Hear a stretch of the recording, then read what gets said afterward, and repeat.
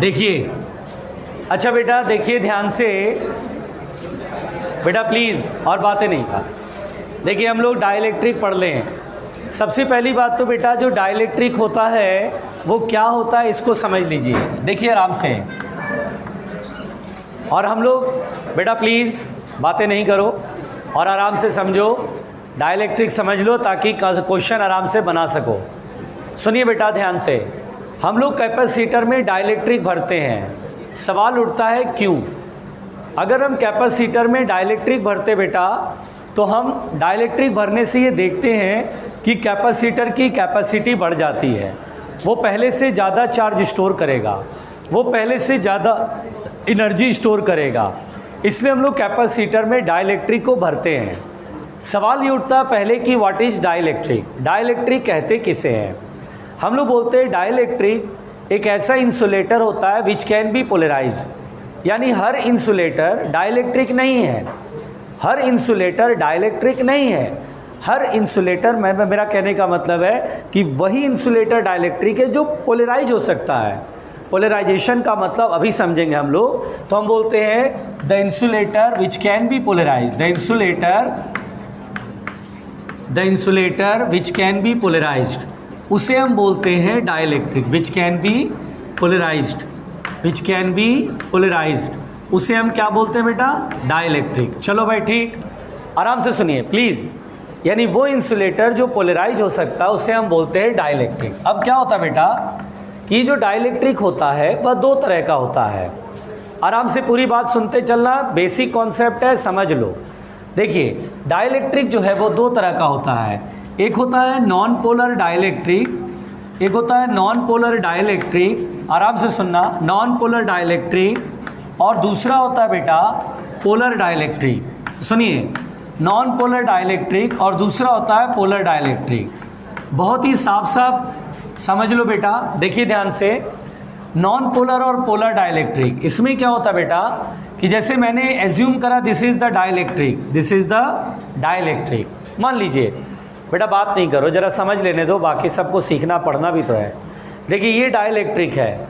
अब यहाँ पर बेटा इसमें कोई एटम पकड़ लो, इस एटम का जहाँ पर पॉजिटिव चार्ज होगा उसी पॉइंट पर नेगेटिव चार्ज का भी सेंटर होगा। यानी कि इसमें पॉजिटिव चार्ज का सेंटर और नेगेटिव चार्ज का सेंटर एक ही पॉइंट पर होता है। जैसे कि एटम है, इसमें न्यूक्लियस है या मॉलिक्यूल है, तो मॉलिक्यूल में पॉजिटिव चार्ज होगा और नेगेटिव चार्ज यानी इलेक्ट्रॉन भी होंगे, है ना। तो उसमें पॉजिटिव चार्ज और नेगेटिव चार्ज का सेंटर एक ही पॉइंट पर आता है। तो इसका मतलब सिंपल समझ में आया कि इस डाइलेक्ट्रिक में एवरी मॉलिक्यूल या एटम का पॉजिटिव चार्ज जिस पॉइंट पर होगा उसी पॉइंट पर नेगेटिव चार्ज का भी सेंटर होगा। क्लियर हो गया? यानी centre of positive and negative charge कॉन्साइड, centre of positive charge, positive and negative charges कॉन्साइड। पहली बात आराम से सुनना, ठीक है भाई, कॉन्साइड होता है, ये हमने समझ लिया। इसमें क्या होता है बेटा, पोलर डाइलेक्ट्रिक में अगर आप इसमें कोई मॉलिक्यूल या एटम की बात करेंगे तो इसमें पॉजिटिव चार्ज और नेगेटिव चार्ज का सेंटर अलग अलग पॉइंट पर होता है। दैट्स वाई इसमें जो एटम या मॉलिक्यूल जो होता है उसमें पॉजिटिव चार्ज का सेंटर मान लो यहाँ, तो नेगेटिव चार्ज यहाँ पर है। सो दैट्स वाई यहाँ पर समझने वाली बात है, सुनने समझने वाली बात है। देखिएगा तो यहाँ पर एटम या मॉलिक्यूल में पॉजिटिव चार्ज और नेगेटिव चार्ज का सेंटर अलग अलग पॉइंट पर है। दैट्स वाई ये एक टाइनी डाइपोल की तरह काम करेगा। ये जो है टाइनी डाइपोल यानी बहुत ही छोटे से वेरी स्मॉल डाइपोल की तरह काम करेगा। डाइपोल में पढ़ा था एक पॉजिटिव पोल होता है, एक नेगेटिव पोल होता है। यहाँ कोई टाइनी डाइपोल जैसी चीज़ नहीं हो पाएगी क्योंकि प्लस और माइनस का सेंटर एक ही जगह पर है ना। इसमें जो एटम्स होते हैं या मॉलिक्यूल वो सब छोटे छोटे टाइनी डाइपोल्स की तरह काम करते हैं, ठीक है, सब छोटे छोटे टाइनी डाइपोल्स की तरह काम करते हैं। और वी हैव द, इस तरह से हर मॉलिक्यूल या एटम टाइनी डाइपोल्स की तरह ट्रीट किया जाता है।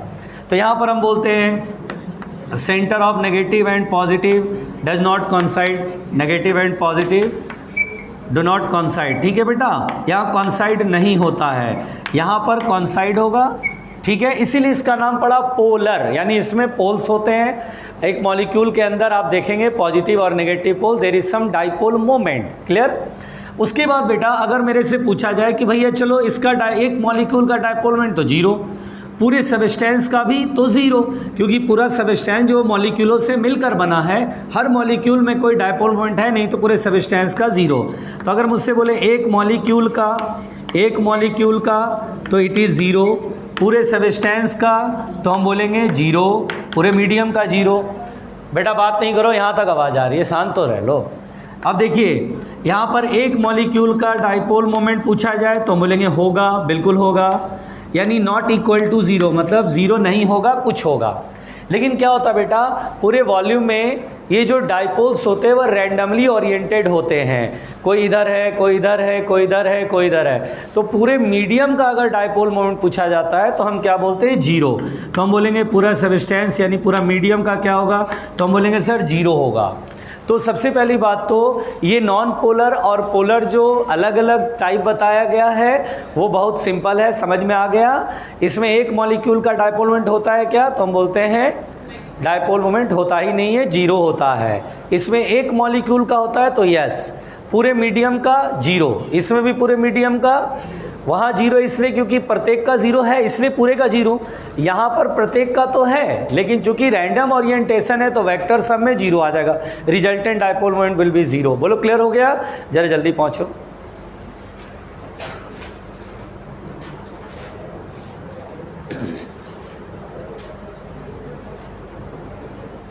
बेटा थोड़ा अलग अलग बैठ जाओ, एक काम करो हैदर भैया जरा पीछे जाओ, आप लोग बातें कर रहे हो, डिस्टर्ब हो रहा, प्लीज़ या तो थोड़ा दूर दूर बैठ जाओ ताकि अपना अपना पढ़ाई कर सको या कोई मोबाइल गेम खेल सको, कंटिन्यूसली बातें होती है, मानोगे है नहीं।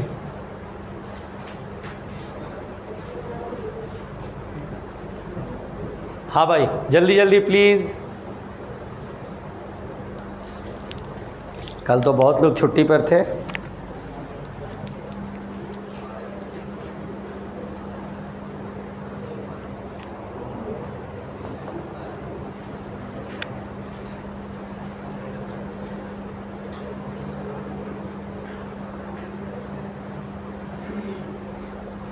सारे इंसुलेटर पोलराइज नहीं हो सकते हैं, ठीक है, जो पोलराइज होगा वो डाइलेक्ट्रिक कहलाएगा।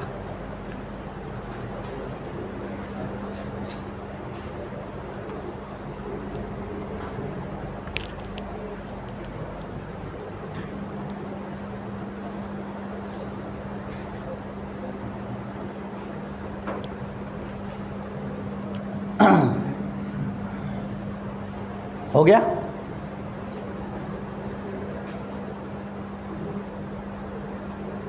मिटाया जाए।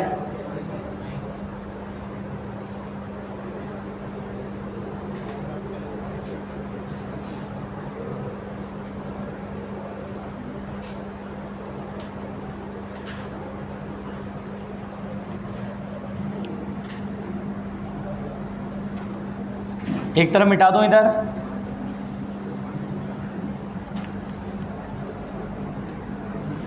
देखिए बेटा ध्यान से सुनिएगा मेरी बात। इसी में बेटा डाइलेक्ट्रिक में अब हम लोग समझते हैं कि पोलराइजेशन क्या होता है। जैसे देखिए अगर हम बात करें कि डाइलेक्ट्रिक पोलराइज हो सकता तो व्हाट इज पोलराइजेशन। देखिए पोलराइजेशन इन डाइलेक्ट्रिक, देखिए बेटा आराम से सुनिएगा, पोलराइजेशन इन डाइलेक्ट्रिक। तो देखिए सबसे पहली बात तो बेटा जब आप डाइलेक्ट्रिक को रखते हैं एक्सटर्नल फील्ड में, बिल्कुल आराम से सुनिएगा, जब आप डाइलेक्ट्रिक को एक्सटर्नल फील्ड में रखते हैं बेटा, ठीक है, जैसे मान लीजिए फील्ड आपने अप्लाई करा, एक्सटर्नल फील्ड में आप जब रखते हैं तो क्या होता है, आप चाहे पोलर या नॉन पोलर ले लीजिए। जैसे मैं नॉन पोलर लेके समझाऊँ आपको, इसमें प्लस ऐसे होता है और नेगेटिव चार्ज होता है, लेकिन हम जानते हैं पॉजिटिव चार्ज और नेगेटिव चार्ज का सेंटर एक ही पर है, इसलिए इसे नॉन पोलर बोला जा रहा है। क्या होता है बेटा जब आप फील्ड अप्लाई करते हैं तो नेगेटिव चार्ज जो है, पॉजिटिव चार्ज तो हिल नहीं सकेगा, वो न्यूक्लियस है, और नेगेटिव चार्ज जो है बेटा वो इलेक्ट्रिक फील्ड के अपोजिट फोर्स महसूस करता है। तो क्या होता है, थोड़ा सा इधर फोर्स महसूस करता है तो इधर की तरफ थोड़ी शिफ्टिंग होती है। तो क्या होता है कि आप पॉजिटिव और नेगेटिव चार्ज का सेंटर एक ही पॉइंट पर नहीं रह पाता है, बल्कि नेगेटिव चार्ज का सेंटर थोड़ा इधर खिसक जाता है due to the electrostatic force की वजह से। तो अब जिसमें कि हम बोला करते थे कि ये पोलर डाइलेक्ट्रिक है, इसमें हर मॉलिक्यूल का डाइपोल मोमेंट जीरो है ना। लेकिन अब यहाँ पर बेटा डाइपोल मोमेंट जीरो नहीं रह पाता है। हर मॉलिक्यूल में यूँ समझिए स्ट्रेचिंग होगा, नेगेटिव चार्ज इधर खिसक जाएगा। तो इस तरह से हम बोलते हैं कि देखिए ये प्लस और माइनस ऐसे करके डाइपोल मोमेंट डेवलप हुआ। अच्छा, मज़े की बात है कि इसका अपना पहले डाइपोल मोमेंट जीरो हुआ करता था, क्योंकि प्लस और माइनस का सेंटर एक ही जगह पर था, सबका जीरो होता था, इसलिए पूरे मीडियम का जीरो था। लेकिन चूंकि इलेक्ट्रोस्टैटिक फोर्स की वजह से इलेक्ट्रॉन नेगेटिव चार्ज है, फोर्स पीछे लगेगा तो नेगेटिव चार्ज इधर खिसक गया। अब इसमें डाइपोल मोमेंट जनरेट हो गया, डाइपोल मोमेंट आ गया, डेवलप हो गया। इसमें भी डाइपोल मोमेंट आ गया, इसमें भी। मजे की बात है सबका डाइपोल मोमेंट एक ही तरफ है, negative to positive, negative to positive, negative to positive, negative to positive. अब मैं पूछूं आपसे कि अब इस केस में अप्लाइड फील्ड के बाद क्या इसका डाइपोल मोमेंट जीरो है? तो बोले नहीं सर, डाइपोल मोमेंट प्रोड्यूस हो गया। क्या पूरे मीडियम का डाइपोल मोमेंट जीरो है? तो बोले नहीं सर, सभी का डाइपोल मोमेंट एक तरफ है, आप इसे ऐड कर लो, पूरे मीडियम में डाइपोल मोमेंट क्रिएट हो गया। वी कैन से दैट बेटा, बहुत आराम से सुनिएगा, आराम से सुनिएगा। इसमें क्या होता है बेटा, यहाँ पर बेटा बहुत ध्यान से सुनिएगा। तो हम इसको ऐसे सपोज करते बेटा कि अरे ये जो मीडियम है, ये जो डाइलेक्ट्रिक है, इसका पहले डाइपोल मोमेंट तो था ही नहीं, इलेक्ट्रिक फील्ड जनरेट करने से डाइपोल मोमेंट आ गया हर मॉलिक्यूल में। और अब इस मीडियम में अपना कोई नेट डाइपोल मोमेंट है, मतलब अप्लाइड फील्ड इस तरफ है, और हम कहेंगे कि हम ऐसे सोचेंगे अब इस मीडियम में अपना एक नेट डाइपोल मोमेंट होगा, और चूंकि नेगेटिव चार्ज इधर की तरफ खिसक रहा है तो we can assume partial negative charge on this side. चूंकि डाइपोल मोमेंट के लिए नेगेटिव चार्ज के सेंटर इधर की तरफ खिसके हैं, पॉजिटिव चार्ज हम कहेंगे इधर की तरफ हैं। ये देखिए, तो पार्शियली हल्के से थोड़ी सी मात्रा में नेगेटिव चार्ज इधर कहेंगे और पॉजिटिव चार्ज इधर कहेंगे, लेकिन सबका डाइपोल मोमेंट इधर की तरफ है, तो पूरे मीडियम में डाइपोल मोमेंट इधर की तरफ। और नेट डाइपोल मोमेंट मैंने इधर दिन बनाया, और नेट डाइपोल मोमेंट अगर इधर है तो इसका मतलब नेगेटिव चार्ज इधर की तरफ है। हर नेगेटिव चार्ज का थोड़ा थोड़ा खिसकता है, तो सेंटर ऑफ नेगेटिव चार्ज इधर की साइड आता है। तो हम यहाँ पे इंड्यूस चार्ज जिसे बोलते हैं बेटा, हम मानेंगे कि नेगेटिव चार्ज एड पार्शियली हल्के से हल्के थोड़ी मात्रा में नेगेटिव चार्ज यहाँ आ रहा है, क्योंकि सबका सेंटर इधर खिसक गया, और पॉजिटिव चार्ज का सेंटर इधर खिसक गया, तो पॉजिटिव चार्ज यहाँ, इनको हम बोलते हैं बेटा इंड्यूस्ड चार्ज है। और इस तरह से देखिए यहाँ पर बेटा आराम से सुनिएगा, इसको भी इंड्यूस चार्ज ही बोलते हैं। तो इंड्यूस चार्ज आया और नेट डाइपोल मोमेंट इधर की तरफ प्रोड्यूस हुआ। अब चाहिए पोलर हो या नॉन पोलर हो, डाइलेक्ट्रिक पोलर हो चाहे नॉन पोलर हो, फील्ड में रखोगे डाइपोल मोमेंट क्रिएट होगा। अगर आप पोलर बोलते हो, जैसे मान लीजिए पोलर है, तो पोलर में क्या होता था कि पहले से डाइपोल मोमेंट होता है, लेकिन उनका रैंडम ओरिएंटेशन होता है, उनका रैंडम ओरिएंटेशन होता है बच्चों, ठीक है। क्या होता है जब आप फील्ड ऐसे अप्लाई करते हो तो क्या होता है, टॉर्क लगता है, और टॉर्क लगने की वजह से सब फील्ड की डायरेक्शन में हम कहते हैं मुड़ गया, यानी फील्ड की डायरेक्शन मुड़ गया, तो ऐसा सीन बनेगा, है ना। इस पिक्चर के बाद ये पिक्चर दिखाई देगी, सब मुड़ जाता है। नॉन पोलर में स्ट्रेच होता है, पोलर में क्या होता है, रोटेशन होता है टॉर्क की वजह से, और इस केस में आ जाएगा, ये वाला सिचुएशन बनेगा, और फिर से नेट डाइपोल मोमेंट होगा। इसलिए हम बोलते हैं चाहे डाइपोल पोलर हो या नॉन पोलर हो, डजेंट मैटर, उसे एक्सटर्नल फील्ड में रखोगे तो उसमें डाइपोल मोमेंट प्रोड्यूस होगा, यानी एक तरफ नेगेटिव पोल आएगा, एक तरफ पॉजिटिव पोल आएगा। This is the polarisation. Polarisation मतलब पोल का डेवलप होना। डाइलेक्ट्रिक में पोलराइजेशन मतलब डाइलेक्ट्रिक में डाइपोल मोमेंट का डेवलप होना, एक तरफ नेगेटिव पोल का आना, एक तरफ पॉजिटिव पोल का आना, डाइपोल मोमेंट क्रिएट होना, this is called the polarisation. बोलो मेरी बात समझ में आई, क्लियर हुआ? पहुँचो, ये मत लिखना जरूर। अच्छा चलो लिख लो, कोई भी लिख लो, दोनों ही बना लो, कोई फ़र्क थोड़ी नहीं पड़ता है।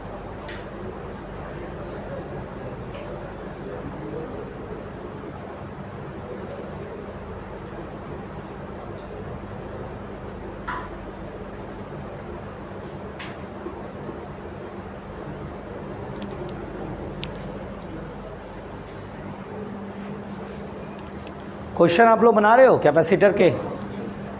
बोला तो था बनाने को। डेली 15-20 क्वेश्चन कैपेसिटर के, 15-20 क्वेश्चन SHM के, 30-35 क्वेश्चन तो बनता है डेली का डेली बनाने का। बनाए हो?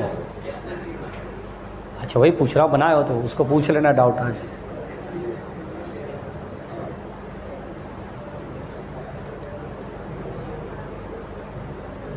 हो गया? हाँ हाँ, तो आज डाउट बताऊंगा ना, पूछो ना सवाल।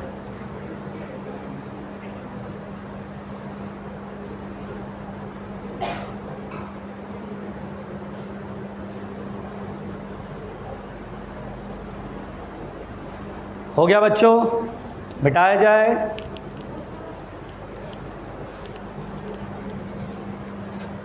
अब हम लोग इसमें ऊपर मिटाते हैं ना। अब लोग इसमें पढ़ेंगे electric field due to polarisation. Electric field due to polarisation.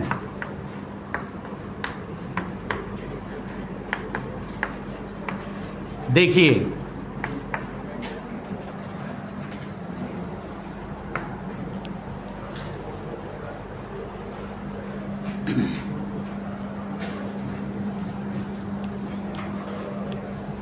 देखो बेटा, ध्यान से समझो।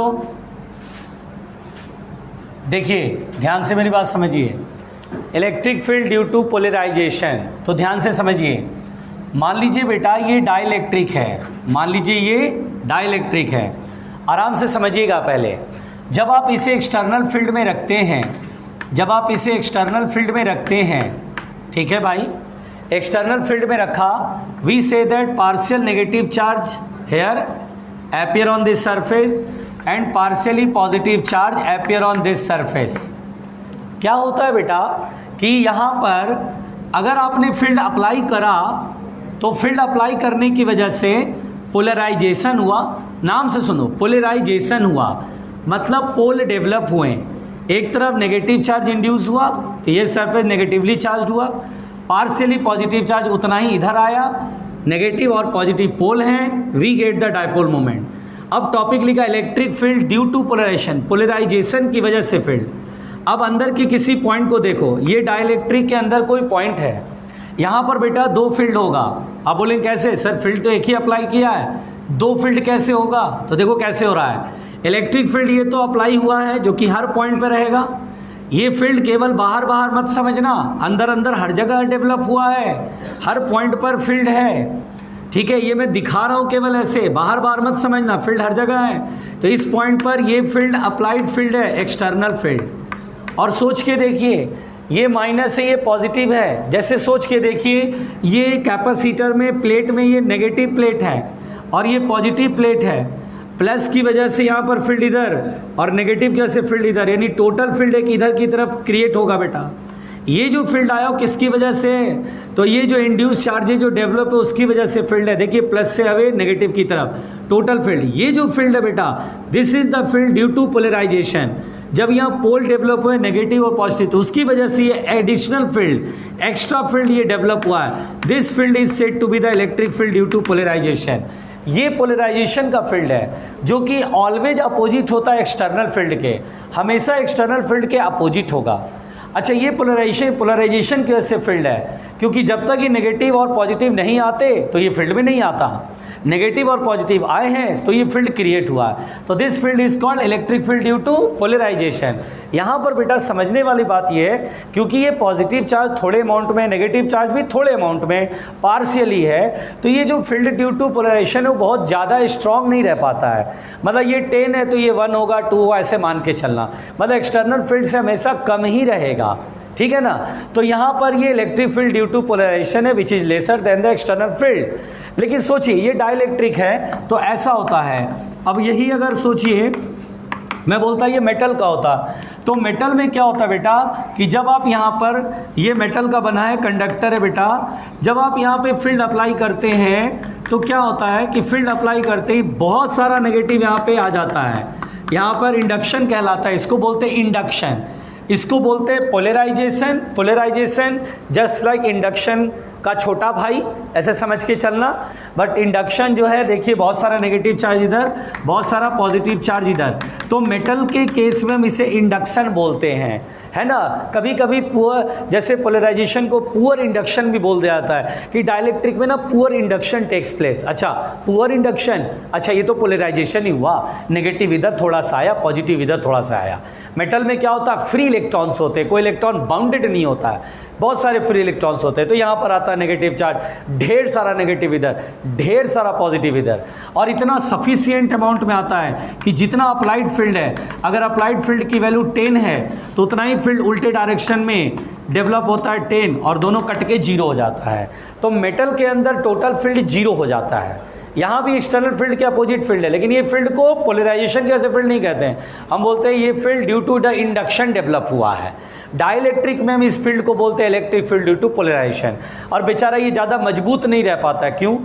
क्योंकि हल्का सा नेगेटिव इधर, हल्का सा पॉजिटिव इधर, तो ये अपोज तो करता है अप्लाइड फील्ड का, लेकिन कड़ा प्रतिरोध नहीं कर सकता, 0 नहीं कर सकता। बात समझ में आ रही है? इसलिए, लेकिन कंडक्टर में तो बहुत सफिशिएंट मात्रा में नेगेटिव और पॉजिटिव है, नेगेटिव इधर है, पॉजिटिव इधर, फटाक से फील्ड डेवलप हुआ। तुमने 10 अप्लाई करा 10 होगा, तुमने 20 अप्लाई करा, बहुत सारे नेगेटिव फिर अपीयर हो जाएंगे और एक्स्ट्रा और 20 करके 0 कर देंगे। बात समझ में आ रही है? यानी हम बोलते हैं कंडक्टर के अंदर फील्ड होगा ही नहीं, लेकिन यहाँ पर ऐसा नहीं है बेटा, हल्का सा नेगेटिव आता है, इसलिए ईपी थोड़ा सा कम रहता है। बोलो क्लियर? समझ में आ गया? अच्छा बेटा एक चीज़ और सुनिए, अगर मैं आपसे कहूँ कि रुकिए जरा प्लीज, अगर मैं आपसे बोलूँ डाइलेक्ट्रिक के अंदर नेट इलेक्ट्रिक फील्ड कितना होगा, तो आप क्या लिखेंगे? मैग्नीट्यूड क्या लिखेंगे? ई एक्सटर्नल माइनस सी पी। जब दो वेक्टर अपोजिट है तो रिजल्टेंट फील्ड ये होता है नेट फील्ड। बोलो क्लियर हुआ? इसमें ईपी को क्या बोलेंगे? इलेक्ट्रिक फील्ड ड्यू टू, लिख लीजिए।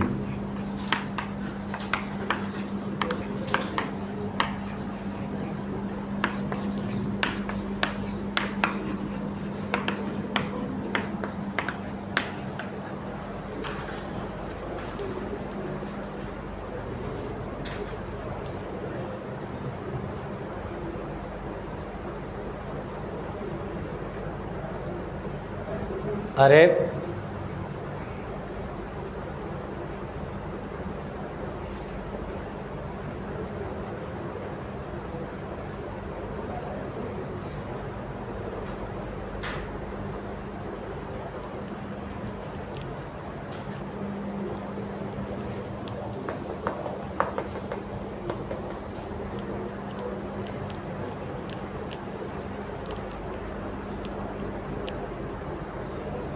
बातें नहीं,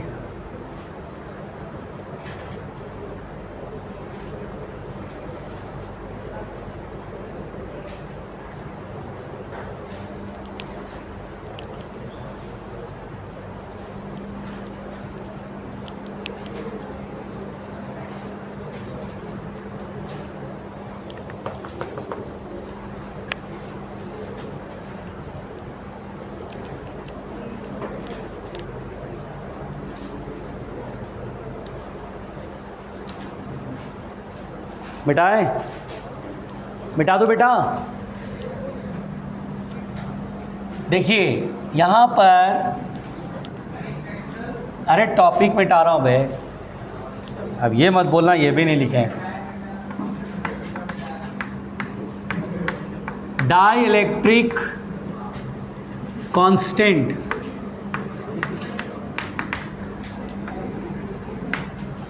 देखिए अब हम लोग बेटा डाइलेक्ट्रिक कांस्टेंट पढ़ने जा रहे हैं। मिटाया जाए? देखिए ध्यान से सुनो भाई। अच्छा एक बात बताओ बेटा, कूलम्ब्स लॉ वाले जब कहानी हम लोग पढ़ रहे थे तो आपको एक बार बताया था हमने कि मेटल का डाइलेक्ट्रिक कांस्टेंट क्या होता है। जल्दी बताओ क्या होता है मेटल का डाइलेक्ट्रिक कांस्टेंट? है रीज़न बताया था? नहीं, लेकिन रीज़न आज हमें पता चलने वाला है। दरअसल क्या होता है बेटा, डाइलेक्ट्रिक कांस्टेंट को हम लोग के से रिप्रेजेंट करते हैं या एप्सिलॉन आर से रिप्रेजेंट करते हैं। पहले हम लोग डाइलेक्ट्रिक कांस्टेंट की डेफिनेशन समझें।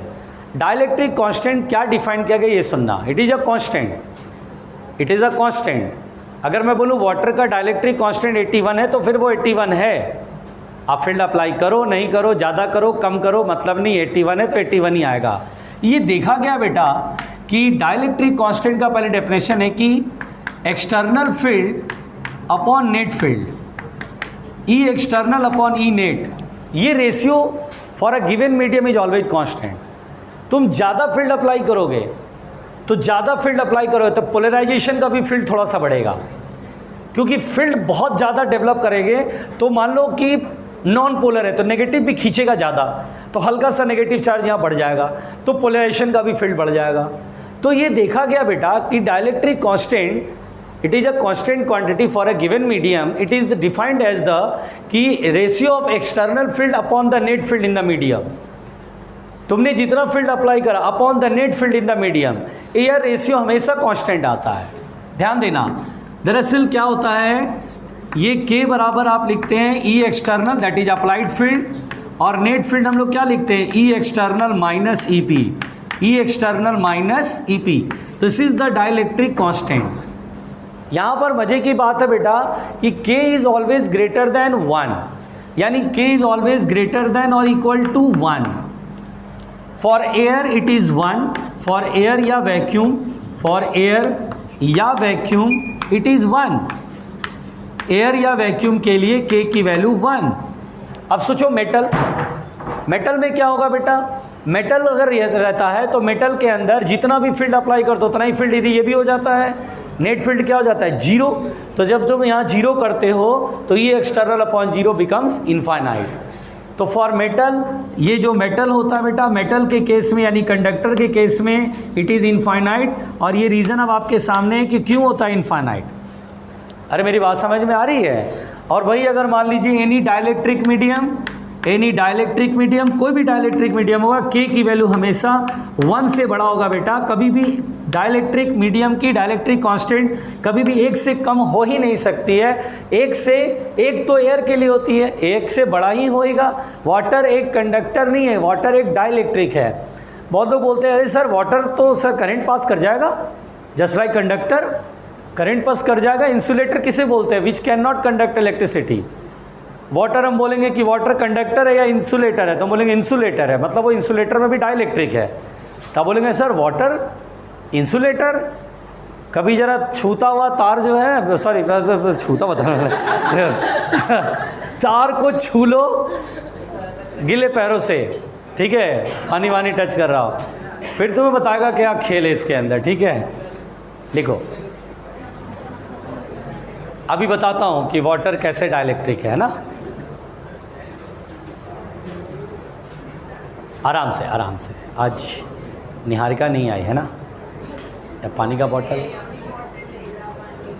वो बोल रही थी, अब मैं अपनी बोतल लेके आया करूँगा कल से।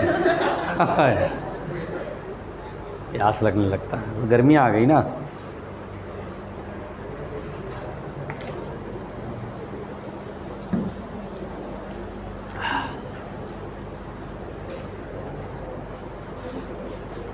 आराम से,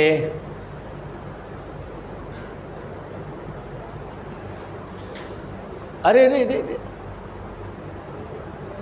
सब बातचीत बंद कर दो गार्गी, कुछ नहीं है। 1 अगस्त, अब तो शायद फॉर्म वॉर्म आने वाले हैं। कब से फॉर्म आने ही वाले हैं बस।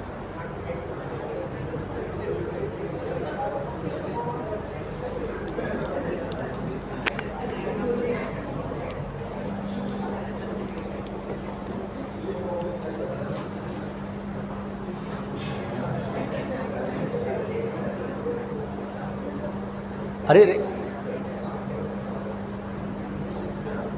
मिटा दो बेटा।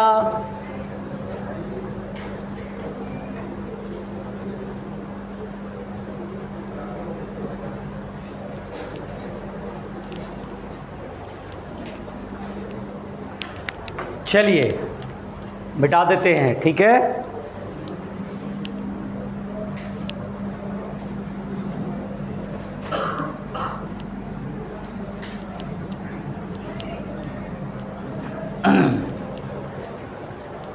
जल्दी लिखो। हेडलाइन देंगे बेटा, dielectric strength and dielectric breakdown.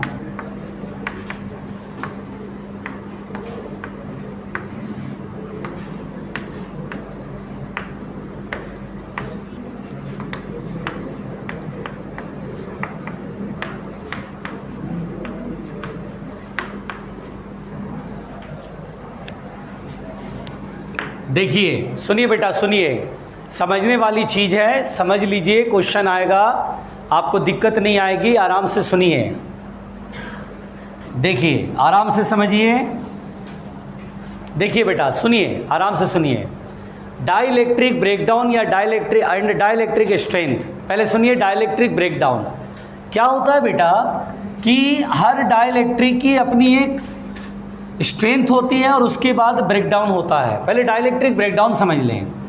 Dielectric breakdown होता बेटा कि आपने फील्ड अप्लाई करा, आपने फील्ड अप्लाई करा, क्या ये फील्ड केवल बाहर बाहर है? तो अंदर भी है, हर जगह है। अब यहाँ पर बेटा जैसे आप अगर पोलर या नॉन पोलर ले लें, चलिए नॉन पोलर लेते हैं। नॉन पोलर में क्या होता है, पॉजिटिव चार्ज का सेंटर और नेगेटिव चार्ज का सेंटर एक ही पॉइंट पर होता है।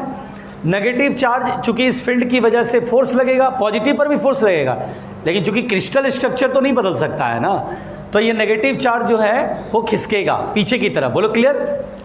अरे खिसकेगा पीछे की तरफ। अब क्या होता बेटा, पॉजिटिव और नेगेटिव अब अलग अलग पॉइंट पर आने लगता है। हम बोलते हैं यार डाइपोल मोमेंट क्रिएट हो गया, यार पूरा सबस्टेंस जो है पोलराइज हो गया, ये डाइलेक्ट्रिक का पोलराइजेशन हुआ। खैर सुनिए ध्यान से। अब अगर आप फील्ड को बढ़ाते हैं तो फोर्स और बढ़ेगा, फोर्स और बढ़ेगा तो स्ट्रेचिंग और बढ़ेगी। नेगेटिव चार्ज ज़्यादा फोर्स एक्सपीरियंस करेगा तो नेगेटिव चार्ज थोड़ा और ज़्यादा खिसकेगा, उसका सेंटर और इधर खिसकेगा। आपने फील्ड को और ज़्यादा स्ट्रॉन्ग कर दिया तो नेगेटिव चार्ज पे फोर्स और ज़्यादा लगेगा, तो नेगेटिव चार्ज और इधर खिसकेगा। क्या होता बेटा, एक टाइम के बाद जब आप इलेक्ट्रिक फील्ड को बहुत ज़्यादा हाई कर देते हैं, very high strong magnetic field, very high strong electric field applied, अगर आपने इलेक्ट्रिक फील्ड स्ट्रॉन्ग कर दिया बेटा, तो क्या होता है, नेगेटिव चार्ज पे फोर्स इतना ज़्यादा लग जाता है कि वो न्यूक्लियस के इफेक्ट से ही बाहर निकल जाता है। यूँ समझो बॉन्ड तोड़ के बाहर निकल गया। न्यूक्लियस का जो प्रभाव है, जो कि खींच के रखता है, अट्रैक्ट करके रखता है, इलेक्ट्रोस्टैटिक फोर्स इतना ज़्यादा लग गया कि नेगेटिव चार्ज उससे निकल के बाहर निकल गया, बॉन्ड तोड़ के बाहर निकल गया। और जैसे ही बॉन्ड तोड़ के बाहर निकलेगा इलेक्ट्रॉन बॉन्ड तोड़ के बाहर निकल जाएगा, तो बॉन्ड तोड़ के बाहर निकल गया, न्यूक्लियस की इफेक्ट से बाहर निकल गया। क्यों निकला? क्योंकि अप्लाइड फील्ड इतना ज़्यादा बड़ा हो गया कि उस पर फोर्स बहुत बड़ा लग गया और वो न्यूक्लियस की इफेक्ट से बाहर निकल गया। और अब ये इलेक्ट्रॉन बिल्कुल फ्री इलेक्ट्रॉन की तरह बिहेव करेगा। जैसे कंडक्टर में फ्री इलेक्ट्रॉन होते हैं, लाइक वैसे ही डाइलेक्ट्रिक में अब ये फ्री इलेक्ट्रॉन्स जनरेट हो गए। सोचिए, अभी कोई इलेक्ट्रॉन फ्री नहीं था, सब बाउंडेड थे, और आपने इतना ज़्यादा फील्ड अप्लाई कर दिया कि इलेक्ट्रॉन बॉन्ड तोड़ के बाहर निकल गया, स्ट्रेचिंग होते होते होते न्यूक्लियस की इफेक्ट से बाहर निकल गया। और अब उसके बाद फ्री इलेक्ट्रॉन्स हो गया, फ्री इलेक्ट्रॉन बन गए, इसके अंदर बहुत सारे इलेक्ट्रॉन फ्री हो गए, number of free electrons produces. अब ये फ्री इलेक्ट्रॉन जब हो गया तो अब ये behaves like a conductor, now it behaves like a conductor. This is the dielectric breakdown, यानी डाइलेक्ट्रिक अपनी प्रॉपर्टी खो चुका है, डाइलेक्ट्रिक ब्रेक हो गया। After breakdown the dielectric behaves like a metal, यानी ब्रेकडाउन के बाद एक डाइलेक्ट्रिक कंडक्टर की तरह बिहेव करेगा। क्यों? क्योंकि जैसे कंडक्टर में फ्री इलेक्ट्रॉन होता है, इनसाइड द डाइलेक्ट्रिक यहाँ पर भी फ्री इलेक्ट्रॉन्स है। अगर आप इसको कोई सेल वेल से जोड़ोगे तो बढ़िया वाला करंट पास करेगा, जैसे कंडक्टर में पास करता है। तो जब यहाँ पर आपसे डाइलेक्ट्रिक ब्रेकडाउन कहा जाएगा तो इसका मतलब ये होता है कि डाइलेक्ट्रिक के अंदर जो इलेक्ट्रॉन बाउंडेड थे, स्ट्रॉन्ग फील्ड के इफेक्ट की वजह से इलेक्ट्रॉन बॉन्ड तोड़ के बाहर निकल जाते, फ्री इलेक्ट्रॉन बन जाते। This is called the dielectric breakdown. बोलो बेटा, समझ में आया पहले यहाँ तक? और डाइलेक्ट्रिक ब्रेकडाउन में दिक्कत तो नहीं है, समझ में आ गया सबके? अच्छा चलो सवाल पूछते हैं, बताओ डाइलेक्ट्रिक ब्रेकडाउन से पहले डाइलेक्ट्रिक कैसा काम करेगा? इंसुलेटर बिहेवियर, है ना, इंसुलेटर बिहेवियर, करंट पास नहीं होने देगा। और डाइलेक्ट्रिक ब्रेकडाउन के बाद कैसा बिहेव करेगा? कंडक्टर की तरह, जिसमें कि करंट पास होगा। बोलो क्लियर? करंट पास होने के लिए फ्री इलेक्ट्रॉन रिस्पॉन्सिबल है, फ्री इलेक्ट्रॉन आया तभी तो कंडक्टर बोलेंगे। बोलो क्लियर हो गया यहाँ तक? अच्छा अब समझिएगा ध्यान से। अगर बोला जाए डाइलेक्ट्रिक स्ट्रेंथ, क्या बोला जाए बेटा? Dielectric strength. तो डाइलेक्ट्रिक स्ट्रेंथ होता है कि वो मैक्सिमम फील्ड, इसके दो डेफिनेशन है। वो मैक्सिमम फील्ड जिस तक इलेक्ट्रॉन न्यूक्लियस के साथ बाउंडेड हो, तोड़ के बाहर नहीं आए, निकले नहीं, यानी वो मैक्सिमम फील्ड जिस तक के इलेक्ट्रॉन बिल्कुल remain bounded with the nucleus, ठीक है ना, बाहर नहीं निकल पाए। डाइलेक्ट्रिक की प्रॉपर्टी है, प्रेजेंट है, ब्रेकडाउन नहीं हुआ है, तो वो मैक्सिमम फील्ड जिस तक ब्रेकडाउन नहीं हो पा रहा है उस फील्ड को हम बोलते हैं डाइलेक्ट्रिक स्ट्रेंथ। डाइलेक्ट्रिक स्ट्रेंथ, या फिर आप बोल सकते हैं वो मिनिमम फील्ड जिसके बाद डाइलेक्ट्रिक ब्रेकडाउन हो जाएगा, इलेक्ट्रॉन बाहर निकल जाएगा। तो जैसे बाउंड्री है, इसके अंदर इधर हिंदुस्तान, इधर पाकिस्तान है, तो वो बाउंड्री जहाँ पर हिंदुस्तान की सीमाएं समाप्त हो जाती है, ठीक है, हिंदुस्तान की एरिया ख़त्म, उसको बोलेंगे बॉर्डर। या वो लाइन जिसके बाद पाकिस्तान शुरू होता है तो हम बोलेंगे वो बॉर्डर है। यही बोलते हैं ना, वही बात है। द मैक्सिमम फील्ड जिस तक डाइलेक्ट्रिक की प्रॉपर्टी मौजूद रहे, ब्रेकडाउन ना हो, इलेक्ट्रॉन बाउंडेड रहे, that is the dielectric strength. अगर कभी भी आपसे क्वेश्चन बोलता है फाइंड द डाइलेक्ट्रिक स्ट्रेंथ, तो आपको क्या फाइंड करना होगा? डाइलेक्ट्रिक स्ट्रेंथ का सामर्थ्य पता करना है। What is find the dielectric strength, तो आप क्या फाइंड करोगे? Electric field. क्या फाइंड करोगे? वहाँ लिख के आएगा फाइंड डाइलेक्ट्रिक स्ट्रेंथ। अब लो भाई आंसर दोगे ऑप्शन सब न्यूटन पर कूलम, न्यूटन पर कूलम, न्यूटन पर कूलम, यानी वो फील्ड सॉल्व करना होगा, हमें इलेक्ट्रिक फील्ड सॉल्व करना होगा। पहले यहाँ तक बात समझ में आई है ना? तो दोनों ही बात मैंने आपको समझा दिया, सिंपल सी बात है। दो लाइन लिख लेते हैं। तो हम बोलते हैं due to strong field electrons escape from the effect of nucleus,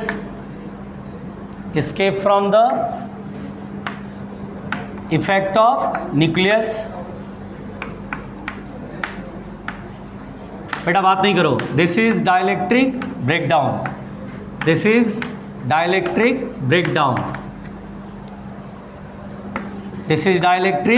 breakdown. Clear हुआ? डाइलेक्ट्रिक ब्रेकडाउन, इसे हम बोलते हैं dielectric breakdown. After breakdown dielectric कैसा बिहेव करेगा बेटा, जल्दी से बता दो। हाँ, dielectric behaves like a conductor.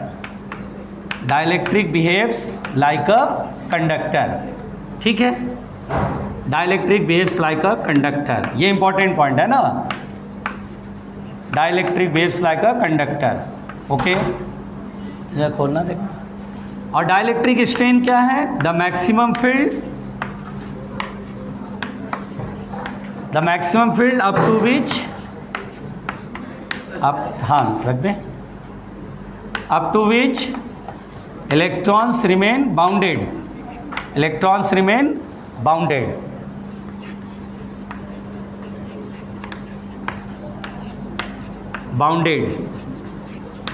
इसे हम क्या बोलेंगे? डाइलेक्ट्रिक स्ट्रेंथ, या the minimum field after which dielectric breakdown occurs.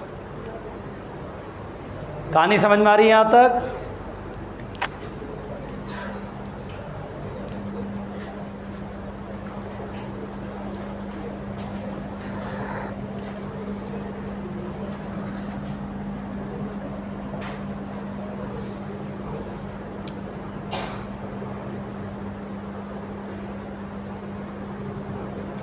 मिटा दे बेटा, ऊपर मिटाए, ऊपर बोले नहीं रहा, शांत है बिल्कुल। देखना भाई, अगर आपका सहपाठी गुमसुम हो तो उसे पूछ लेना हालचाल, ठीक है? हाँ, मिटा दें। सुनिएगा बेटा, अच्छा सुनिए, ध्यान दीजिए। अच्छा, आपको पता है डाइलेक्ट्रिक स्ट्रेंथ ऑफ एयर कितना हमें याद रखना पड़ेगा? एयर का डाइलेक्ट्रिक स्ट्रेंथ पता है किसी को? बताओ क्या होता है डाइलेक्ट्रिक स्ट्रेंथ ऑफ एयर? हाँ, तो कितना होगा? वही तो पूछ रहा हूँ। डाइलेक्ट्रिक स्ट्रेंथ ऑफ एयर किसी को मालूम है यहाँ पर? कोई ऐसा, हाँ बोलो, हाँ very good. Dielectric strength of air is 3 × 10⁶ volt पर मीटर या न्यूटन पर कूलम। इधर ध्यान दीजिए, पहले मेरी बात सुनिए। जैसे हम बोलते हैं, एक मिनट जरा बोल लूँ, अरे अरे अरे अरे, हाँ खैर, इन दिनों मैंने एक छुट्टियों में एक मूवी दिखा था डैशिंग डिटेक्टिव करके आ रहा था, वो सेट मैक्स पे, सेट मैक्स या स्टार गोल्ड पे किसी पे आ रहा था, साउथ की मूवी है, डैशिंग डिटेक्टिव करके आ रहा था। बहुत अच्छा, मतलब जासूस टाइप का मूवी है, तो हमें बहुत अच्छा लगा, हम देखे, पूरा देखे। अच्छा, उसमें ये था कि लाइटनिंग कराते थे, वो आर्टिफिशियल लाइटनिंग होता है, और उसमें जो क्रिमिनल्स होते हैं वो आर्टिफिशियल लाइटनिंग करके और अपने अपोनेंट को मारते थे। तो वो डिटेक्टिव पकड़ लिया, पूरा सब फेल हो गया, लेकिन वो डिटेक्टिव पकड़ लिया कि ये चीज़ जो है वो आर्टिफिशियल लाइटनिंग की वजह से ये सब मरा है। खैर, क्या होता है बेटा, हम देखते हैं बिजली कड़कती है तो दिखाई पहले देगी कि सुनाई बाद पहले देगी? अरे मैंने तो आंसर ही बोल दिया था, दिखाई पहले देगी, सुनाई, है ना भाई, क्लियर है? अच्छा, अब सुनिए, बचपन से सुनते आ रहे हैं हम लोग। क्या होता है बेटा, ये अपनी धरती है, ये अपनी, हाँ, और ये क्लाउड है। क्या होता है बेटा, जब क्लाउड आपस में टकराते हैं तो चार्ज एक्सचेंज करते हैं, यानी चार्जेज डेवलप होते हैं, ऐसे समझ के चलना बेटा, प्लीज़ बातें नहीं करना।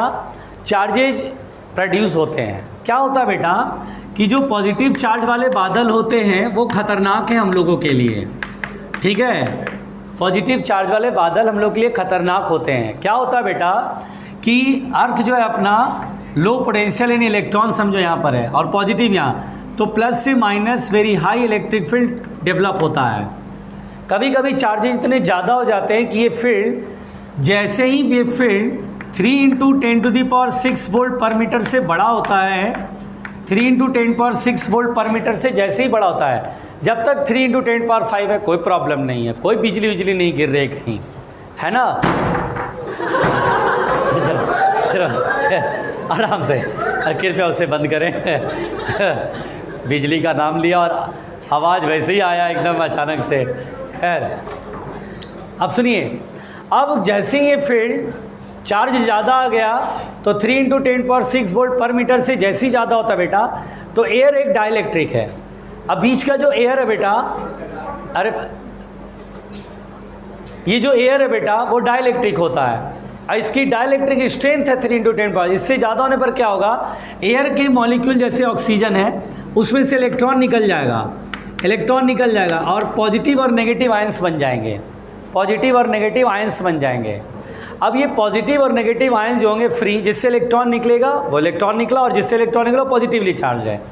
अब पॉजिटिव और नेगेटिव पर अब इससे इलेक्ट्रिक फील्ड का असर होने लगेगा, क्योंकि आयंस में डिवाइड हो गया, बट गया, ये टूट गया अपने आप।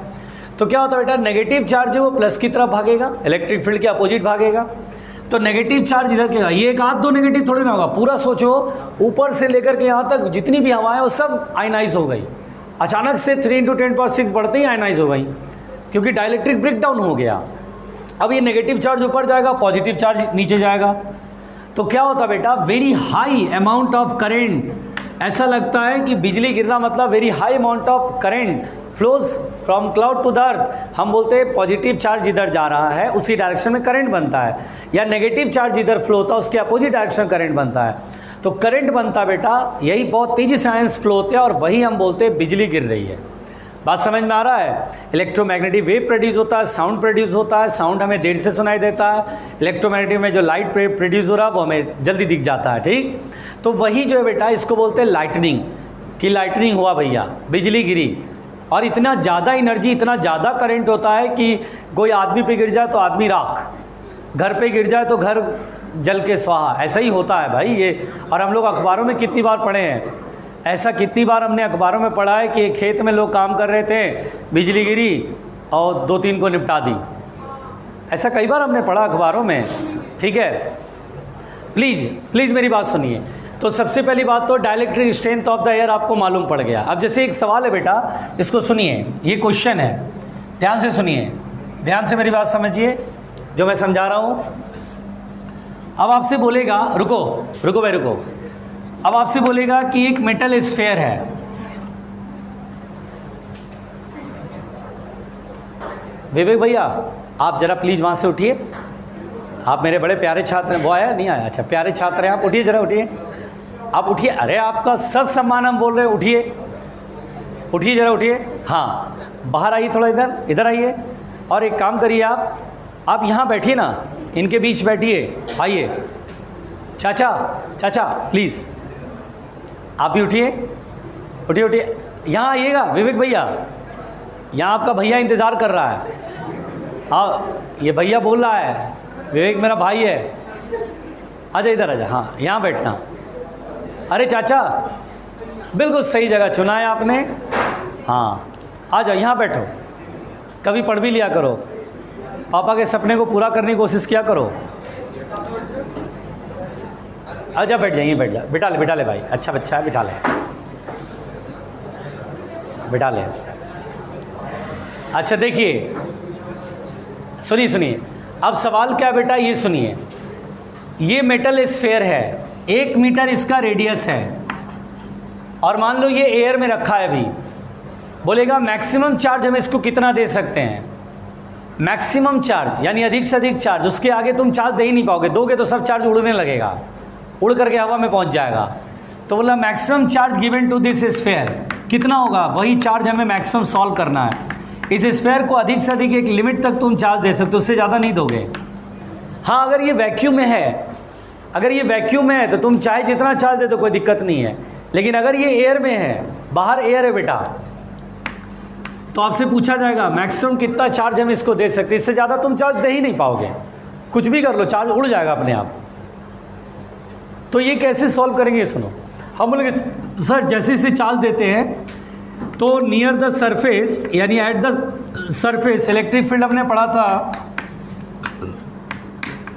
KQ/R², क्या पढ़ा था कि किसी स्फेयर के सरफेस पे अगर चार्ज दे रहे हैं तो सरफेस पर फील्ड का फॉर्मूला, देख तो ऐसे रहे बहुत चक्की की, अरे पहली बार देखा भाई, ये K क्या है, अच्छा ये K क्या बेटा, डाइलेक्ट्रिक कांस्टेंट है ना, तो अच्छा 9 × 10⁹ वाला कांस्टेंट है ना।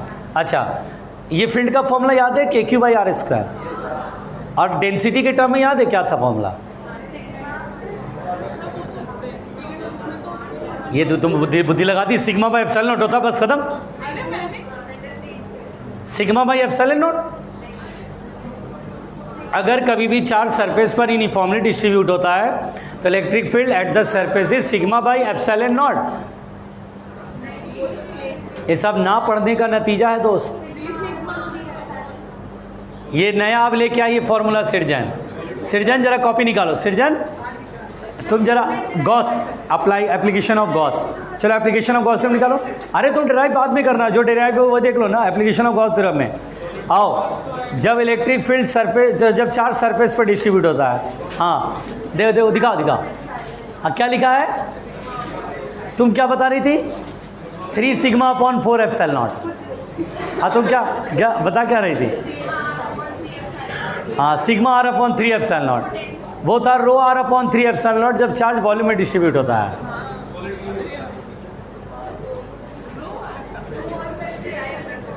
अरे रो तो तब होता है जब चार्ज वॉल्यूम में, have some common sense.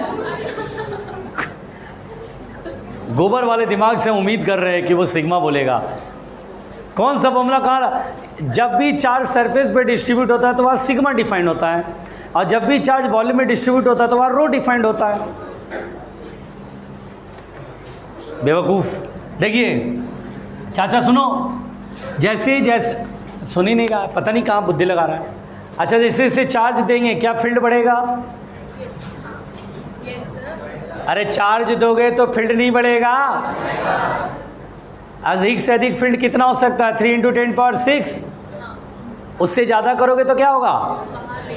Air क्या हो जाएगा? डाइलेक्ट्रिक ब्रेकडाउन होगा, यानी आयनाइज हो जाएगा, प्लस माइनस में बढ़ जाएगा, नेगेटिव चिपक जाएगा। जब नेगेटिव प्लस की तरफ अट्रैक्ट नहीं होगा तो अट्रैक्ट होगा तो चार्ज कम हो जाएगा अपने आप। इसलिए फील्ड अधिक से अधिक 3 × 10⁶। यहाँ पर Q मैक्स सॉल्व करना है तो Q मैक्स हो जाएगा E × R² / K, और ई की वैल्यू हम लोग जानते हैं कि 3 × 10⁶ होगा। इससे ज़्यादा तुम चार्ज दोगे तो अपने आप क्या होगा, डाइलेक्ट्रिक ब्रेकडाउन होगा, चार्ज उड़ जाएगा। ऐसा कहेंगे लगता है पॉजिटिव चार्ज उड़ गया, ऐसा लगेगा पॉजिटिव चार्ज अपने आप कम होने लगेगा, चार्ज कम होने लगेगा। नेगेटिव होगा तो नेगेटिव उड़ने लगेगा, पॉजिटिव होगा तो पॉजिटिव उड़ जाएगा। ऐसा लगेगा चार्ज एटमॉस्फेयर में, एयर में चला गया। रेडियस 1 और k की वैल्यू 9 × 10⁹ सब बहुत चक्के होके देख रहे भाई। अच्छा 1/3 × 10⁻⁻9 माइक्रो, 10⁻³ को माइक्रो, देखिए आप मात्र 0.33 माइक्रो कूलम मिली कूलम, सर माइक्रो नहीं, मिली 10⁻³ को मिली बोलते हैं। क्या बोलते हैं? मिली किसको बोलते हैं दोस्त? मिली किसको बोलते हैं, जल्दी बताओ। तुमसे पूछ रहा हूँ, हाँ मिली किसको बोलते हैं? 10⁻6 को कि 10⁻9 को, जल्दी बताओ, जोर से बोलो। चुप करो, जल्दी बोलो। बेटा तुम सो रहे हो, हमने तुम्हें बचा लिया। कोई नहीं, एक दिन तुम 6 से 3 पर भी तो आओगे। अभी तुम 6 बोल रहे हो, यही बहुत है बेटा। 10⁻³ को मिली बोलते हैं।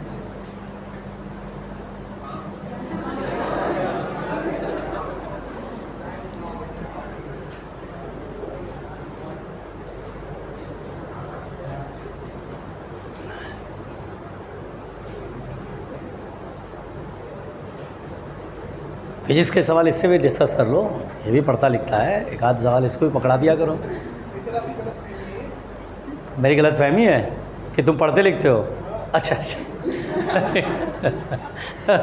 ये इतना बड़ा सच है कि हर कोई जानता है बेटा।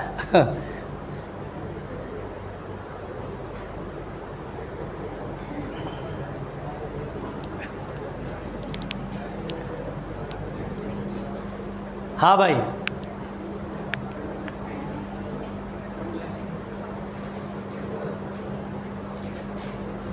मिटा दें।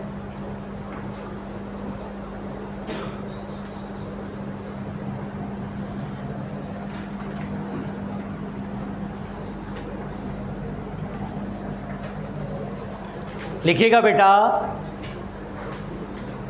इधर मिटाऊं?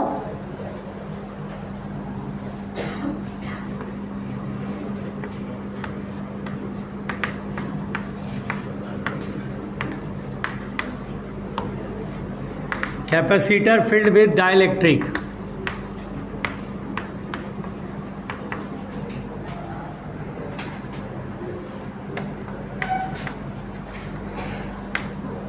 कैपेसिटर फिल्ड विद डाइलेक्ट्रिक यानी कैपेसिटर में हमने डाइलेक्ट्रिक भर दिया। बताओ, कोई मुझे बताएगा हम डाइलेक्ट्रिक क्यों पढ़ रहे हैं? अरे बैल, अच्छा मुझे मालूम था तुम लोग यही जवाब दोगे, क्योंकि ये क्वेश्चन आता है इस पर इसलिए पढ़ रहे हैं। अरे हम लोग कैपेसिटर में डाइलेक्ट्रिक क्यों भरते हैं, अब ये सवाल है, बताओ। क्योंकि उसकी कैपेसिटी, और दूसरा एक काम और करता है, जब तुम डाइलेक्ट्रिक स्लैब लाते हो ना तो प्लेट एक दूसरे को अट्रैक्ट करता है, तो डाइलेक्ट्रिक स्लैब उस प्लेट को एक दूसरे से आने से रोकता है। समझ में आ रहा है? तो डाइलेक्ट्रिक कितने फ़ायदे, कैपेसिटी बढ़ा देता है, एनर्जी बढ़ा देता है, और दो प्लेट अट्रैक्ट करता है उसको अट्रैक्ट भी नहीं देता, मतलब एक दूसरे की तरफ आने भी नहीं देता है। अरे बात समझ में आ रही है? अब सुनो ध्यान से, मेरी बात समझना। यहाँ पर बेटा सबसे पहली बात जो मैं समझाऊंगा ये सुनना।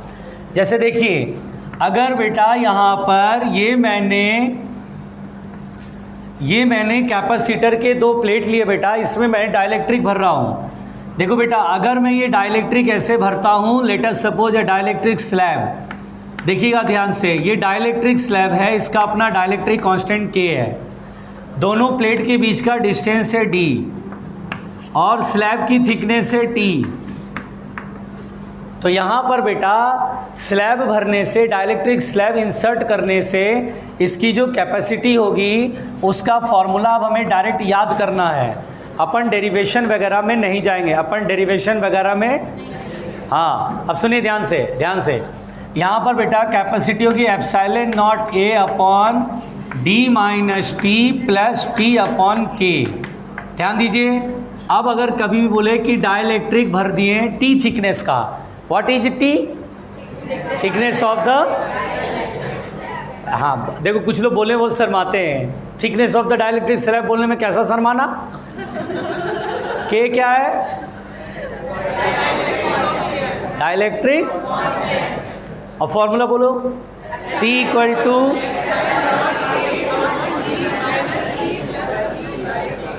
ठीक लिखो, नींद से जगाने के लिए करना पड़ता है कुछ काम। आराम से भाई, आराम से।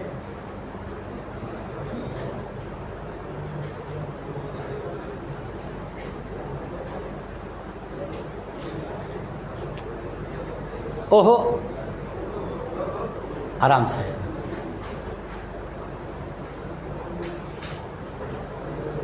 भैया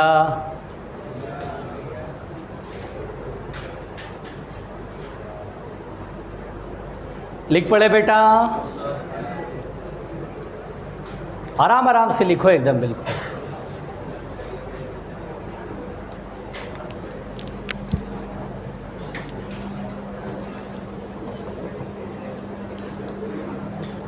मिटा दें? देखो बेटा सुनो, देखो यहाँ पर बेटा ये जो कैपेसिटी है epsilon naught A upon D minus T plus T by के, रुक जाइए रुक जाइए, मेरी बातों को सुनिए। एग्जाम जो न्यूमेरिकल ओरिएंटेड पढ़ाई है वैसा करा रहा हूँ जिससे न्यूमेरिकल भी सॉल्व बहुत आसानी से होगा। सुनिए पहले, जैसे मान लीजिए थ्योरेटिकल क्वेश्चन ऐसा पूछ दे बेटा, अगर मैं आपसे बोलूं कि डाइलेक्ट्रिक स्लैब जो भरा है वो मान लीजिए इस प्लेट से प्लेट के करीब ले आए, तो आपसे बोलेगा कैपेसिटर पर क्या असर पड़ेगा। हमने इस प्लेट के करीब ले आए तो कैपेसिटी पर क्या असर पड़ेगा, तो हम बोलते हैं कोई असर नहीं पड़ेगा। भाई capacity epsilon naught A upon D minus T plus T by के है। इसमें यहाँ पर बेटा ये स्लैब चाहे इस प्लेट के करीब हो जाए या इस प्लेट के करीब हो जाए, डजेंट मैटर। कैपेसिटी इस बात पर डिपेंड नहीं कर रहा है कि स्लैब जो है वो किसी प्लेट से कितनी दूरी पर है। बोलो क्लियर? हाँ, बस स्लैब जो है ऐसा ही होना चाहिए, टेढ़ा नहीं करना है। स्लैब जो है वो प्लेट एरिया के पैरेलल होना चाहिए। बात समझ में आ रही है? तब जाकर के कैपेसिटी जो है चाहे यहाँ रखो चाहे यहाँ रखो चाहे यहाँ इसके करीब रखो, डजेंट मैटर, कैपेसिटी वही रहेगी। बोलो क्लियर? फिर सुनिए, अगर मान लीजिए बेटा, इसको लिखना नहीं है समझना था, फिर मान लीजिए बेटा अगर मैं बोलूँ कि कैपेसिटर के बीच के स्पेस में पूरा का पूरा डाइलेक्ट्रिक भर दिए, यानी डाइलेक्ट्रिक स्लैब की थिकनेस बढ़ाते हुए पूरा स्लैब जो है इतना बड़ा कर दिए कि पूरा ये स्पेस ही ऑक्यूपाई कर लिया। दो प्लेट के बीच में जितनी जगह थी सब में डाइलेक्ट्रिक भर दिया हमने। यहाँ पर बेटा अगर आप ठीक से देख पा रहे हो तो thickness of the dielectric slab क्या दोनों प्लेट के डिस्टेंस के बराबर हो गया। इसको बोलते हैं कि if capacitor completely filled with dielectric, अगर कैपेसिटर पूरी तरह से डाइलेक्ट्रिक से भर दिया जाए तो बात कर रहे हैं हम। तो देखिए T इक्वल टू डी हो गया। अब कैपेसिटी का फॉर्मूला क्या होता है? Epsilon naught A upon D minus T plus T by के। अब देखिए जहाँ जहाँ T है वहाँ वहाँ D पुट करिए, तो देखिए D और T दोनों बराबर है, कट के ख़त्म हो गया। यहाँ D पुट करेंगे तो कैपेसिटी हो जाएगा epsilon naught A upon d by k. क्या K ऊपर जाएगा तो कैपेसिटी होगा K epsilon naught A by d, और epsilon naught A by d तब लिखते जब एयर होता है ना बेटा, यानी K times of the capacity in air. जब दोनों प्लेट के बीच में एयर था तो जितनी कैपेसिटी थी, जब भी बोले कि पूरी तरह से डाइलेक्ट्रिक से भर दिए तो K से मल्टीप्लाई कर देंगे, तो K से मल्टीप्लाई करने पे हमें द न्यू कैपेसिटी मिल जाएगी। बोलो समझ में आया? पहुँचो आराम से दोस्त।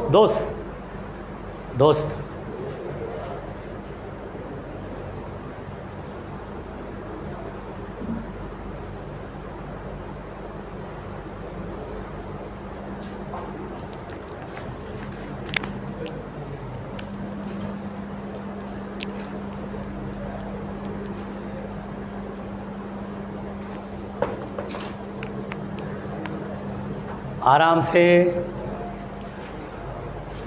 भाई, आराम से।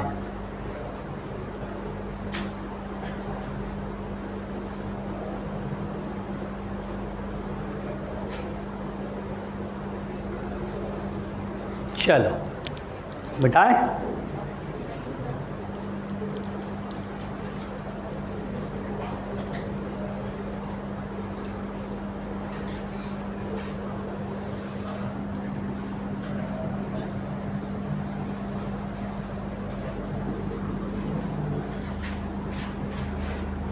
देखिए ध्यान से सुनो बेटा, यदि मान लीजिए बेटा कि कैपेसिटर में प्लेट्स के बीच में, देखिए सुनिए, आराम से सुनिएगा, आराम से समझिए। पहले मान लीजिए बेटा कि मैंने मेटल भर दिया, यानी डाइलेक्ट्रिक स्लैब ना ला करके मैंने क्या लाया बेटा, मेटल। ये मेटल लाया बेटा, मेटेलिक स्लैब लाया जिसकी थिकनेस टी है। बोलेगा what is the effect on the capacity, capacity पर क्या असर पड़ेगा। तो हम बोलेंगे ठीक है सर, देखिए कैपेसिटी पढ़ते थे epsilon naught A upon D minus T plus T by के, और के की वैल्यू क्या हो जाएगा, इन्फिनिटी, क्योंकि मेटल है। और देखो बेटा टी बाई इन्फिनिटी क्या होगा, 0, यानी कैपेसिटी बढ़ जाएगा, epsilon naught A upon D minus T हो जाएगा। कैसे बढ़ेगा भाई, अगर ये नीचे की चीज़ छोटी हुई तो ऊपर बड़ी हो जाएगी ना, तो मेटेलिक स्लैब लेके आते तो भी कैपेसिटी बढ़ जाती है। अच्छा बढ़ क्यों जाएगा, ये मैं अब लॉजिक थोड़ी ना दे रहा हूँ सामने।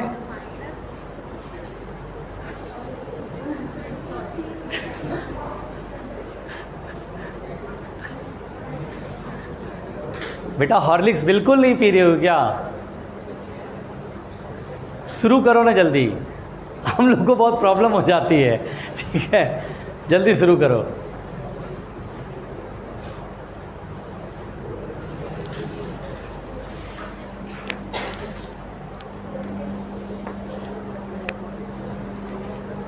मिटा दें,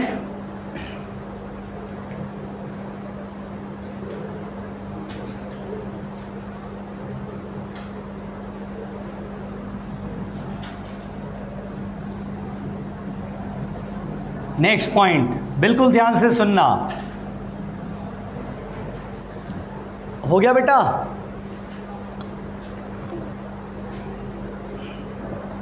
सुनो, अगर मान लो मेटेलिक शीट लेके आए, ध्यान देना बच्चों, मेटेलिक शीट, हाँ ये क्या है बेटा, मेटेलिक शीट, थीन मेटेलिक शीट, पतली सी शीट लेके आए, पतली सी शीट लेके आए, मेटेलिक शीट।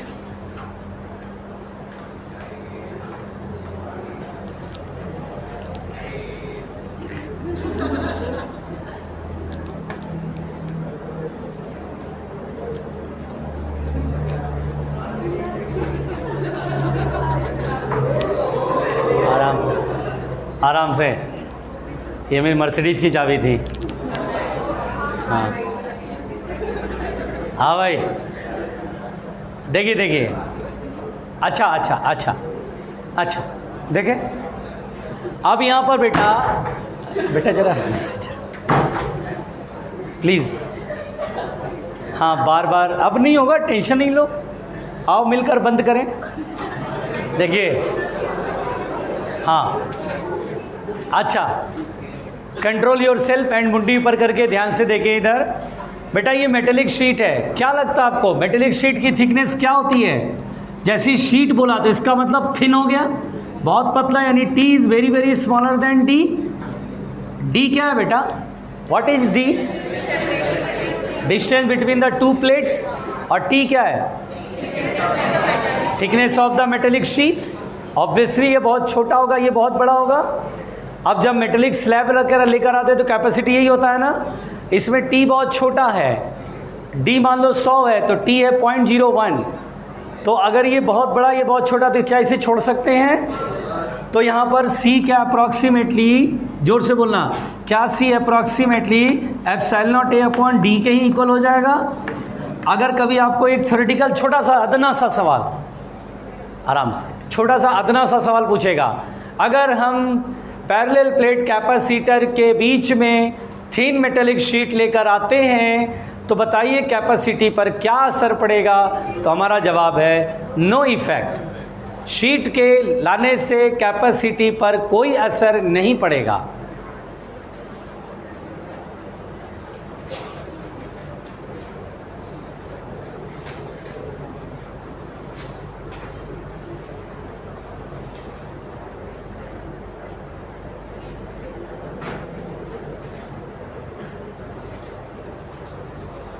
हो गया?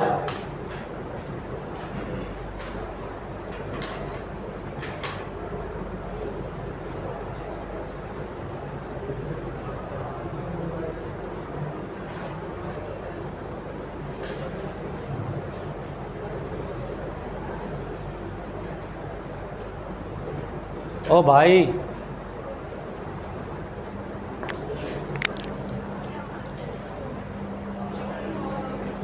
आराम से मिटा दें। अरे भाई, अरे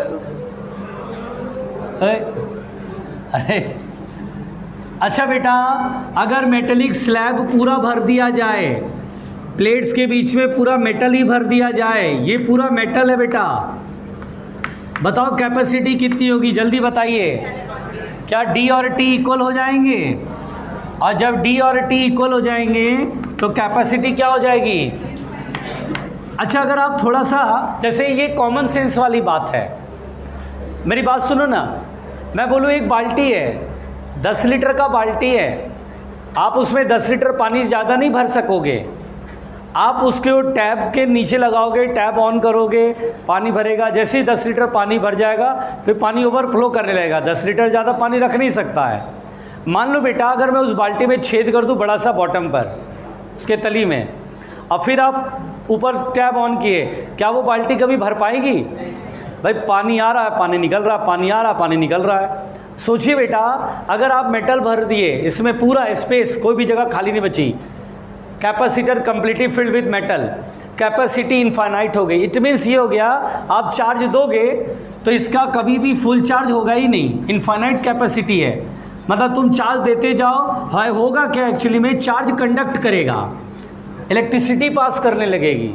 चार्ज आएगा, चार्ज आगे फ्लो कर जाएगा, चार्ज आएगा, चार्ज आगे फ्लो कर जाएगा। इसीलिए देखिए, मेरी बात सुनिए, अगर कोई बोलता है किसी वायर की कैपेसिटी क्या होती है, तो बोलते हैं किसी वायर की कैपेसिटी इनफाइनाइट होती है, वो चार्ज रख नहीं पाता, जितना चार्ज आएगा आगे भेज देगा, फिर चार्ज दोगे चार्ज भेज देगा, फिर चार्ज दोगे चार्ज भेज देगा। एक कैपेसिटर को अगर तुम मेटल से भर दोगे, उसकी कैपेसिटी इनफाइनाइट होगी। तुम चार्ज भेजो सेल से, चार्ज उधर, फिर चार्ज भेजो चार्ज उधर, कभी फुल चार्ज हो ही नहीं पाएगा। कभी ऐसा वक्त ही नहीं मिलेगा जब ये चार्ज लेना बंद कर दे, चार्ज लेता रहेगा, कभी फुल चार्ज होगा ही नहीं। बोलो क्लियर? क्योंकि एक तरफ से चार्ज आ रहा है तो दूसरी तरफ लीक हो जा रहा है। इस प्लेट पे चार्ज आता है, लीक कर जाता है, दूसरे पे चला जाता है, फिर चार्ज है, लीक कर गया, फिर चार्ज चला गया। बात समझ में आ गई? लिखिए।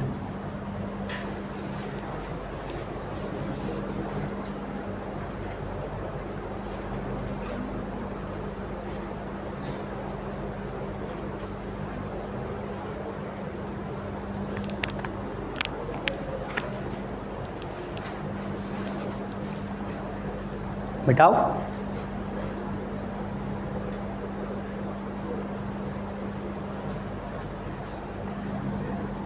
अगर इसी तरह का एक सवाल ऐसे आ जाए बेटा कि कैपेसिटर के प्लेट्स को एक वायर से जोड़ दें, बताओ बेटा, कंडक्टिंग वायर से जोड़ दें, what will be its capacity? फिर बोलेंगे इनफाइनाइट। जब भी चार्ज फ्लो करने लगे, कंडक्ट होने लगे, तो कैपेसिटी इनफाइनाइट मारना है। यहाँ भी कैपेसिटी इनफाइनाइट लगाएंगे। ये सब छोटे छोटे प्रश्न आते रहते हैं भाई, आप बनाओगे तो मिल जाएगा, पढ़ा हुआ रहेगा तो आपसे बनेगा, तो कॉन्फिडेंस आएगा कि हाँ भाई बनता है, हमसे भी है, इतने मूर्ख नहीं है, हम भी बना लेते हैं, बशर्ते आप जो पढ़ाई चीज़ें याद रख सकें। मिटा दें। देखो,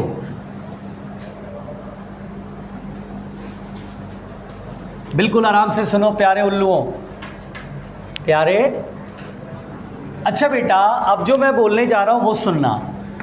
इस तरह का प्रश्न अगर हमें मिलता है कि मान लीजिए कैपेसिटर के प्लेट्स के बीच में डाई इलेक्ट्रिक स्लैब भरा हमने, मान लीजिए पहले दो भरते हैं, मान लीजिए ये और ये, देखिए बेटा दो स्लैब भरा डाई इलेक्ट्रिक का, इसका डाई इलेक्ट्रिक कांस्टेंट K1 है, इसका डाई इलेक्ट्रिक कांस्टेंट K2 है। और अब बेटा इसकी थिकनेस सपोज दैट T1 है और इसकी थिकनेस T2 है। बोलेगा अगर प्लेट का फेस एरिया A है तो what will be its capacity, इसकी कैपेसिटी क्या होगी? ऐसा क्वेश्चन आता है बच्चों। देखिए कैसे बनाएंगे। हम बोलेंगे सर ये क्वेश्चन हम कैसे बनाएंगे, ध्यान देना। हम बोलेंगे सर देखिए ऐसा करते हैं, चार्ज जब इधर से आएगा और चार्ज इधर से इधर निकल जाएगा तो हम समझेंगे सर इसे कैपेसिटर की तरह और इसे दूसरे कैपेसिटर की तरह समझेंगे। हम समझेंगे दो कैपेसिटर कनेक्टेड इन सीरीज और करंट चार्ज इधर से आया इधर से निकल गया, इस पे चार्ज स्टोर हुआ इस पे चार्ज स्टोर हुआ। बिल्कुल आराम से सुनो, सुनी हुई बातें, समझी हुई बातें, देखी हुई बातें फिर याद रहेगी लंबे समय तक, बशर्ते तुम पूरे मन से और अच्छे से सुनोगे तब। तो अगर ऐसा केस हो कि स्लैब जो है बेटा जिसका एरिया प्लेट एरिया के बराबर है उसको यहाँ पर रख दिया, फिर दूसरा स्लैब यहाँ पर, ऐसे कॉम्बिनेशन में कैपेसिटी कहे, मान लीजिए इसकी कैपेसिटी मैं यहाँ दिखा रहा हूँ C1, इसकी कैपेसिटी मैं यहाँ दिखा रहा हूँ, यानी इस डायग्राम को मैं ऐसे समझूंगा, सोचूंगा इसमें K1 डाइलेक्ट्रिक भरा हुआ है, इसमें K2 डाइलेक्ट्रिक भरा हुआ है। C1 और C2 की वैल्यू पहले लिख लेता हूँ। C1 ये सोचेंगे इतना ही कैपेसिटर है, पूरी तरह डाइलेक्ट्रिक से भरा है, तो K1 epsilon not A upon, और दोनों प्लेट सोचिए कि ये प्लेट और ये प्लेट है, बीच में सेपरेशन T1 है तो T1। उसी तरह से बेटा C2 की वैल्यू पूरी तरह से सोचेंगे डाइलेक्ट्रिक से भरा हुआ है, K2 epsilon not A upon T2। अब हमसे कह रहा है ये दोनों सीरीज में इक्विवेलेंट कैपेसिटी निकालो, तो 1 अपॉन C इक्विवेलेंट बराबर 1 अपॉन C1, उल्टा कर देंगे T1 upon K1 epsilon not A plus T2 upon K2 epsilon not A। अगर आप गौर से देखो बेटा तो एप्सिलॉन नॉट A कॉमन हो जाएगा, तो 1 upon C equivalent 1 upon epsilon not A common हो गया, ब्रैकेट में क्या बचेगा T1 upon K1 plus T2 upon K2। अगर मुझसे कहेगा C निकालो तो बोलेंगे ठीक है सर, C इक्विवेलेंट की वैल्यू कितना होगा, एप्सिलॉन नॉट A ऊपर जाएगा, ये भी ऊपर, ये भी, और ये चीज़ नीचे आ जाएगी, ऐसा होगा T1 upon K1 plus T2 upon K2। आ रहा समझ में? अगर 3 डाइलेक्ट्रिक ऐसे भरे हुए हों तो क्या करेंगे, ये सीक्वेंस T3 अपॉन K3, 4 हो तो T4 अपॉन K4। इस तरह से हम capacity of this combination solve करेंगे। नहीं आया? मेथड पकड़ लो तो फॉर्मूला आराम से याद रख लोगे।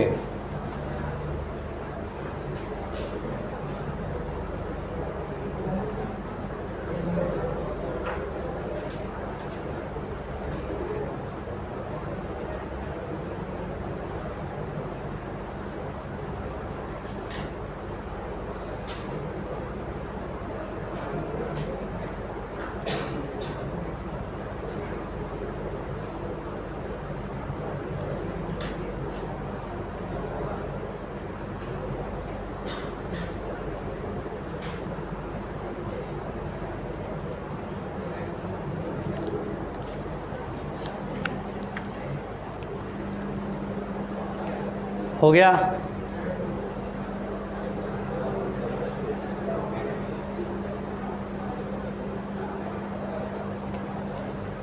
ठीक है बेटा, लेते हैं स्मॉल ब्रेक।